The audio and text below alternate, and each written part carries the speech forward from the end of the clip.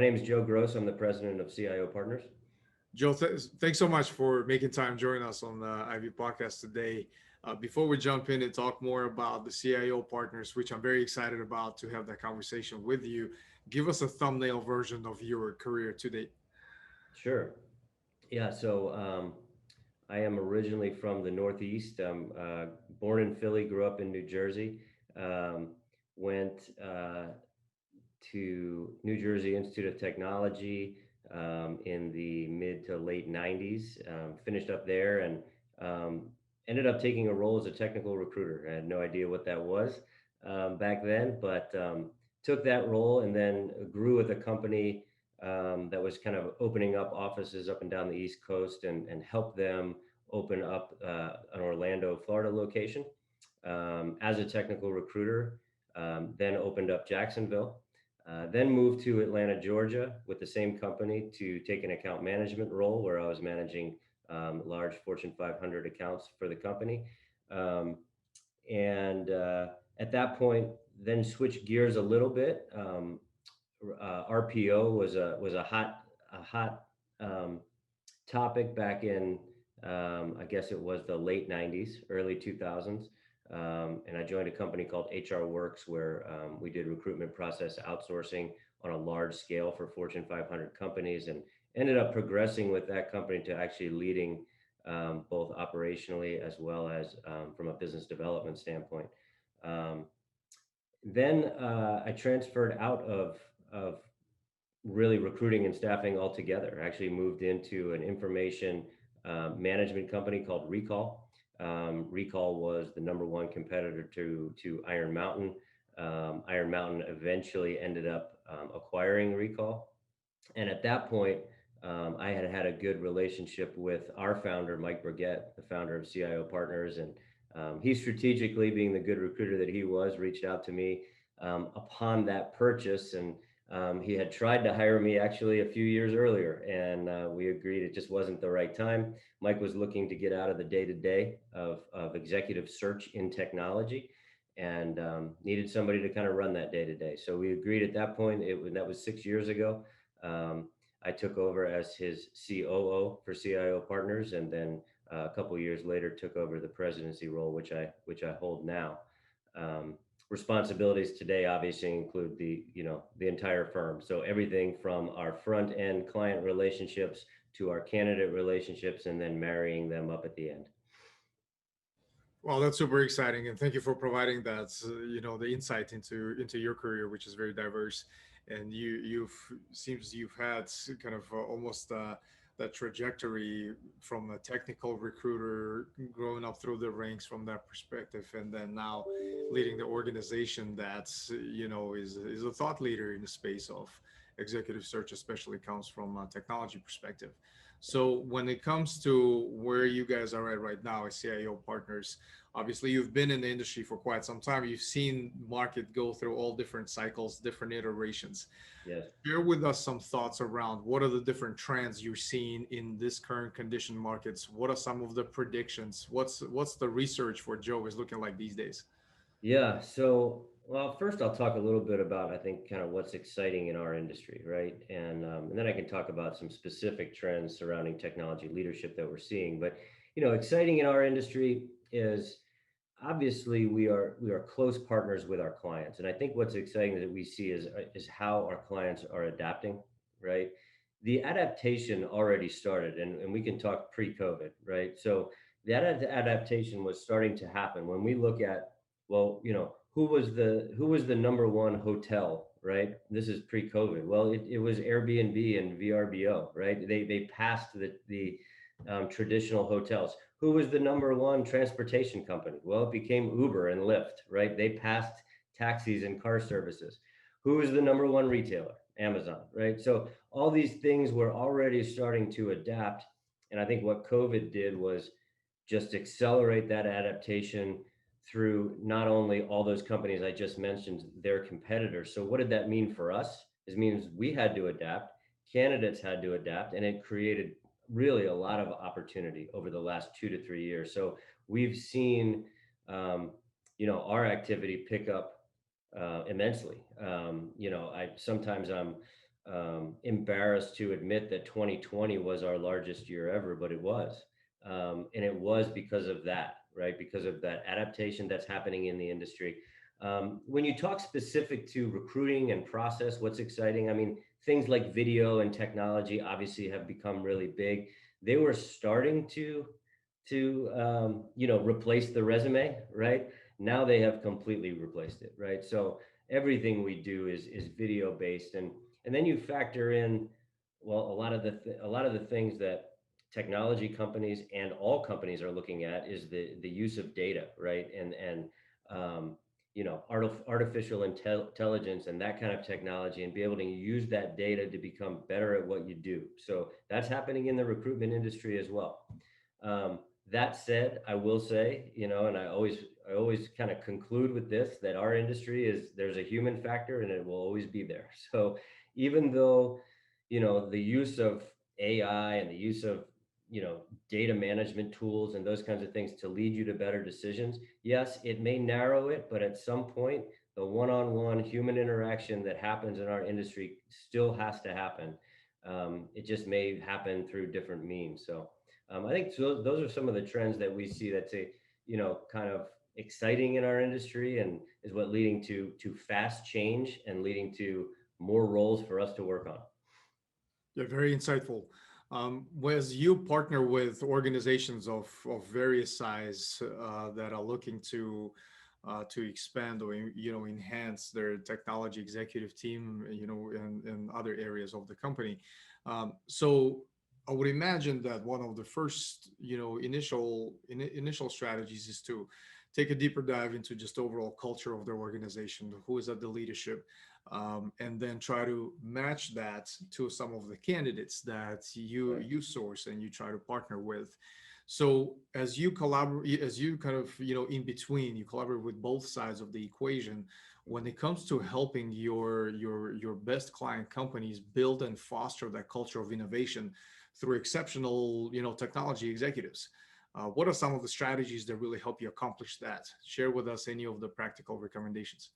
Yeah, I mean, it's a challenging one, and it's really, there. I think there are certain folks that are just going to lean towards innovation. They are curious in nature. So uncovering that talent, right, within a person's profile is extremely important. So um, I think hiring curiosity and then allowing that curiosity to own something, and okay to fail with whatever they own, right? So you have to have that philosophy. So you can make innovation part of your core competencies, your core values, your pillars of success. All these companies we have them here, right? And innovation is in there. But if you don't empower people to go ahead and take a chance, fail, learn from that failure, and then try again.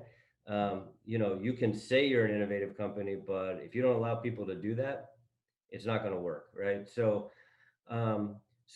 what I want to hear when we're talking to candidates and evaluating, are they innovative? I want to hear about those failures, right? People are, you put on a resume, you're putting all your success down, right? And it's a laundry list and a timeline of success you've had over your career. I'd rather hear about what you failed at, what you tried and didn't do, or learned that it's just not going to work and you had to pivot and make a change, right? So those kinds of things and that line of questioning, I think, is important, not only when we work with candidates, but when our clients get to them eventually. Right, absolutely. As I talk to a lot of executives as well in all different types of organizations, and it's always interesting, especially in the current times that we're all in. I always get the question of, hey, hey, John, you talk to executives of very different companies. How are they structuring their organizations when it comes to the hybrid model, fully remote, or try to Right. bring folks back onto physical environments? So I, can't help but, ask you that question as well. What are the different, trends that you have been seeing as part of your client companies? Maybe what has worked well for them, what has not, when it comes to really kind of adapting to the current conditions, but at the same time remaining very nimble and agile to be able to, adapt to for what's coming next. Right. Share any thoughts from that perspective? Yeah, sure. So obviously we're seeing, we're seeing a increase in remote work. We're seeing an increase in, not right now travel, but I would expect travel to come back and come back quick. Um, and the reason for that is I think companies, for the most part, have been very flexible on hiring new talent, understanding that maybe they're in a location where the talent pool is not rich, so they're okay with going to other locations, but they want that person to be open to travel in and out of locations as needed. I do think though, and this is consistent among everybody, leaders need to be present, right? So whether that's present physically or present through the use of technology, right? Which we've seen huge increases in, we're doing a Zoom call today, right? So Zoom and Teams and Slack, communication avenues within your CRM, those kinds of things, like if you use Salesforce, the chatter function, right? All these things are now being used and being used prominently. Um, I think, do I think at the end of COVID or post COVID, if we're in that section now, that companies will be more flexible? Yes. Um, but I do believe, and all of the clients that we work with also believe, leaders need to be present. Um, uh, the um, I think companies fell into three categories, right? Culturally, they are a one city headquarter, right? And they want everybody to be from that city, and they want everybody to be proud of that city, and they have a lot of linkage, right, to that community. And then you have folks that, yes, they have that, but they're kind of okay, right, because they're a retailer or something that has multi locations, so somebody would be able to work out of another location. And then you've got companies that we're okay with going completely remote, right? And they hired talent wherever that talent sat, and they were ahead of the game. Um, I don't think we'll shift all the way to the left, right? I don't think we'll shift all the way back to, hey, you've got to be in the corporate headquarters. Nor do I think we're going to shift all the way to the right where it is 100% remote. I think people are yearning to get back, right? Yearning for that human interaction, as I mentioned before. I think it's important. I think it's critical. In our organization, we are all in Atlanta, although, only about 10% of our searches over the last 2 years are in Atlanta, right? But I have my whole project team here. So, I think it promotes success, it promotes teamwork, and those kinds of things are still very important. So we've briefly touched upon you being on in the middle, kind of representing the both sides of the equation. When it comes to interviewing, it's such an interesting space because I'm yet to see anyone to be really, really consistently good at that, because it's a combination of art and the science, and Yes. it's very difficult space to master. And one trend that I have been observing, it's a lot of the interviews based on that past experience, which I think is very flawed, versus hiring for strength instead of kind of what is the weakness that we can tolerate in that particular candidate. Right. um, Curious to get your thoughts on, as you prepare both sides, the hiring organization and your candidates for that very first interview, what are some of the strategies that really help you improve your increase your batting average as you set these expectations and you go through that, but there's a lot of variables that are outside of your control. Right. Curious to get your thoughts from that perspective. Yeah, it's a great question. I think you hit on the first part, right? Background and experience. I can see that on LinkedIn. I can see it in your resume. I don't need 30 minutes of you walking me through everything that you did up till now, right? Um, we'll hit those things, but I think we'll hit those things through situation, action, result, right? And that's really where you need to spend your time. Um, that background and experience, I think it is important to get a candidate talking, right? And as a candidate, you should have that elevator speech down, but it should be 30,000 foot view, 5 minutes or less. Here's how I got to where I am in my career today, right? Okay, then move on, right? I like to get into things like, um, what are things in their daily job that they love doing? Conversely, what are things in your daily job that you hate doing? So this gives you an early look, about where people thrive, where people like to spend their time. If you are, not a analytical person, right? And data is not your thing, well then reviewing reports and all that kind of stuff, and that may not be your thing, right? But maybe you're more of a creative, right? Relationship builder. Those are the things that drive you and you thrive in. Then so I'm trying to find out from the person what they love in their everyday work, and even though, and what they hate, right? And I hate the word hate, but it is what. Oh gosh, it's part of my responsibilities. I got to do it, but I don't like doing it, right? And then there's other things that they just love doing. It tells you a lot about the person and how they might be successful in one organization versus another, because each organization is going to have a need based on that position profile. I think the other thing I get into a lot is companies measure people different ways, right? And I want to make sure every candidate that we talk to understands how they're measured, right? And how are they doing against that measurement? And I'm doing that if I'm hiring somebody, and I'm doing that and helping our clients hire folks, right? You better have a clear understanding of how you're measured, right? And then how are you doing to those goals, both the company goals and the personal goals, right? So, okay, from a sales, just think about it from a sales position, right? Okay, well, I hit my quota every year. Well, great. You hit the company goals. Is that where you want to be? No, I have personal goals. Okay, well, how did you do to those? If they don't know, that tells me a lot about the person, right? So, that getting into those kinds of things, I think are much more important in an interview process than, you know, going into why. Okay, why is there a 3 month gap in your employment? You should be able to tell me that in your quick elevator speech about how you got there. But I'm not diving into every detail throughout your resume. Yeah, that's very interesting, and it's it's also an opportunity. I would imagine, also at the executive level as well, for for the hiring committee to create that two-way street of a conversation that also provides the candidate with an opportunity to make the assessments themselves, ask the right questions as well, and try to make a determination if this is the right environment, or is this the the right type of leadership board that I Yeah. would thrive under as an executive leading, let's say, a technology division of the company. So those are very interesting dynamics that comes along with the territory of interviewing. I'm pretty sure you and I can spend the rest of the podcast talking about that We particular could, yeah, yeah, yeah, because it's very fascinating. yeah, In terms of kind of the role of the CIO that has almost transformed through the last couple of years, being that strategic partner, being that the consultative seat at the board, where you're almost taking the lead on the direction and the strategy of the organization alongside with the other members of the executive committee. um, Share with us your thoughts on where do you see the role of the CIO, the CTO going next.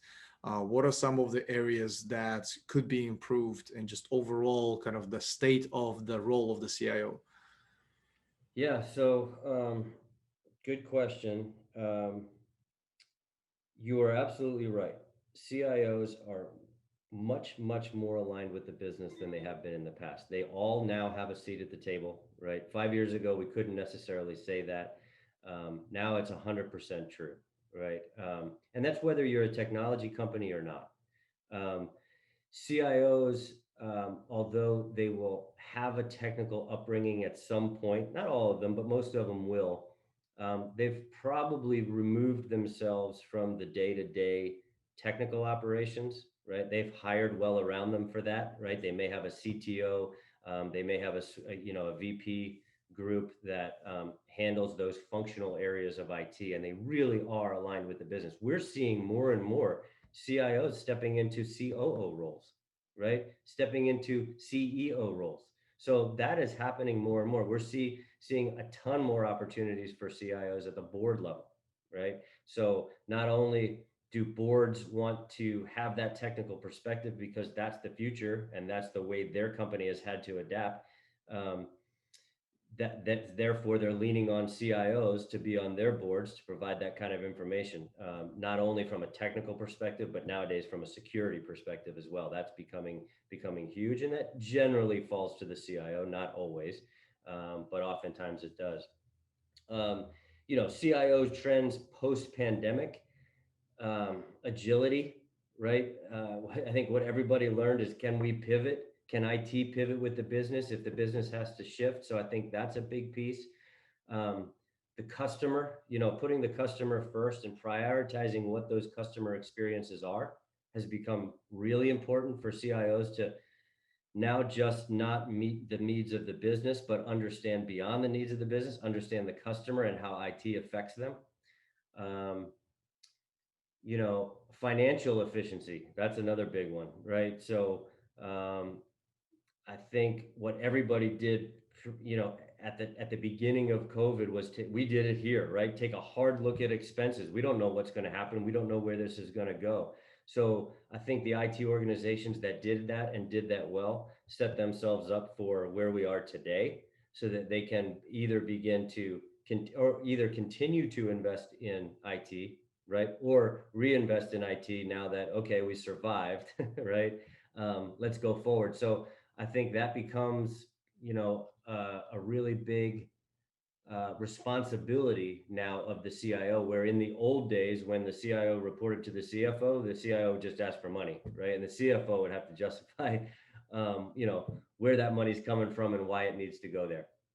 Um, I think health management, right? Healthcare and health management, right, has become huge in post-pandemic world. So not only the health of not only the healthcare industry, but health of your employees, right, and those kinds of things. And IT has become really a conduit between leadership and employees throughout this, and making sure that employees are okay, right? So I think health and healthcare is just on everyone's agenda, so it better be on the CIO's agenda. Right, absolutely. No, I love the, how you compartmentalize from different, almost pillars, as far as the role and the vision and where direction of the role of the CIO that's going. The other component that I've also found fascinating is the CIOs that are extremely well connected in their space, with, obviously technical expertise, leadership capabilities are amazing and not most important, but also in this day and age, to help the company grow and scale, also comes with the territory as well as a technology leader, leveraging those connections, Yeah. helping the company grow. I think I've seen some extremely successful technology executives that are able to, partner with a sales division and say, I know the technology executive at this company. I'm happy to make that introduction. So it's just been an interesting dynamic, especially coming out of pandemic. Yep. Um, when, as far as you doing the research, obviously you consume a lot of information to stay ahead of the curve in terms of where the industry is going and things like that. Share with us your content diet. What are the different sources you consume on daily basis that really help you stay ahead of the curve? Yeah. So a couple of things here. First, I want to just kind of piggyback on what you just talked about, which is being well networked, right? And self-branding and those kinds of things. And we're affiliated with what's called the CIO Professional Network, separate company from CIO Partners, but we advertise a lot in it. We share a lot of our roles within it. Those kinds of networks are important, whether they're local networks, right, for CIOs, industry-based networks, or global ones, as ours is, that has carved out, functional area, industry, and geographical location where they can, CIOs and CTOs and can kind of interact with each other. So I think that's extremely important to do. You've got to make time and find time to do it. Your next role is not going to come from something you see on Indeed, right? It's probably going to come from either relationships with firms like ours, right, or relationships with fellow CIOs, right, and fellow C-suite executives. So I think that's really important to do. Content diet, publications that I'm looking toward pretty regularly are, well, I subscribe to The Hustle. I subscribe to Morning Brew, right, every day. So, those kinds of things for the quick snippets that you want and what's going on in the world. I think those are important. From an industry perspective, there's a publication called the National CIO Review, which does a great job of highlighting CIOs, bringing up, different issues that CIOs are dealing with. Um, a lot of content comes out. There's an early morning bite that comes out from the National CIO Review, where you can, again, get those quick snippets. CIO Dive is another good one. um, that folks could look into. And these are all ones that I use specifically, but there are others out there. But um, I think I use pitch from a financial perspective. I use PitchBook News every day. I find out what's going on in the world of private equity, because that's private equity is it's just very active right now. CIOs, those corporate CIOs, would love to get into private equity situations because they get a lot more variety in what they do and those kinds of things. So we have a lot of success in partnering with private equity firms and their portfolio companies. So for those reasons, I'm looking at PitchBook. If you're a technology leader, I would want to know what's going on as well, because with all these changes happening from a private equity and investment standpoint, those changes usually the change what follows that change is usually a C-suite executive change, right? So you want to be on the forefront and know what's going on if that's where you want to take your career. I love what you said at the very beginning from a relationship standpoint. And I actually made a post on LinkedIn a couple of weeks ago, which resonated with so many people. It goes within the lines of the best job is not always posted, and the best candidate is not always looking. Yep. And in a sense, I truly believe that, because for me, personally, a lot of the great opportunities, career wise or business wise, have always been something that's, really relationship driven, something from the network, something that's, if I've engaged with somebody or helped somebody. So it definitely resonates on so many levels, what you've talked Yeah. about. Um, as far as your, the book that you're currently reading, share with us that. And is there a book that you always recommend to others, and why is that? Gosh, I would go a throwback book to Who Moved My Cheese. I think that's like the it's the and the 1 Minute Manager. They've kind of been baselines for my career as a leader. Um, I am not. I'll be honest with you. From a book standpoint, maybe it's my ADD. I don't know, but I'm not the one that's going to read a novel. I'm going to read those snippets that we talked about. If I am reading a book, generally I focus on biographies and autobiographies of people that I respect, right? So I most recently read Warwick Dunn's biography, right? Warwick Dunn was a running back for Florida State, and then eventually the Falcons and the Tampa Bay Buccaneers, and huge contributor back to the community with his home building that he's done throughout the Southeast. So it's people like, and if you know anything about his background, basically raised, a huge family after losing mom and dad pretty early. So these are, so I always focus on people that I respect, um, whether that's in or out of industry. If they have an autobiography or a biography written about them, I'm going there, and that interests me. Um, Generally, I read to get away from work, so I'll read more for enjoyment. Sports Illustrated and those kinds of things. Great. I love those recommendations. And for our listeners, we'll make those titles recommendations available in the show notes. Joe, I can't thank you enough for your time today. Very short and insightful conversation. I personally learned quite a bit. What I love doing with a lot of my guests is doing a follow-up episode in about a year, revisit the conversation from a year ago, see everything that you and I had discussed, and if that still makes sense. So I definitely love doing that. I'm looking forward to doing that with you. I'd be happy to.